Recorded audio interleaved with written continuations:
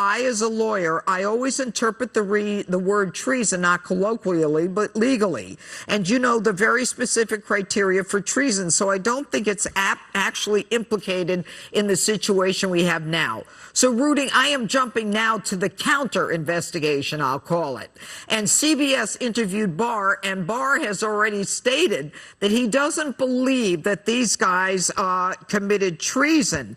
And he talks about the fact that sometimes they look at evidence through a biased prisms and they don't themselves realize that they're biased.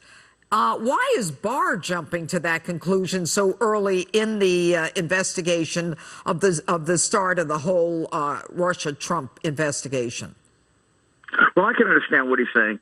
The reality is you don't want to overpromise.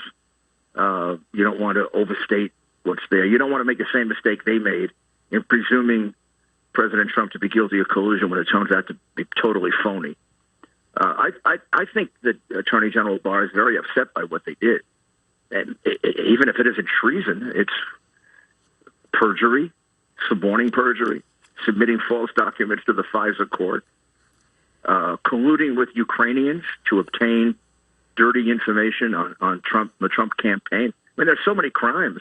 Well, we don't need treason. Yeah, but it's interesting I don't that think they're going to jumped. get away with it. I think 3 or 4 or 5 of them are going to get indicted. I can't imagine how they walk away from it. How do you walk away from an affidavit about a Steele dossier in which you say it's verified and Steele is reliable? But when it's not. When you have to know that he isn't.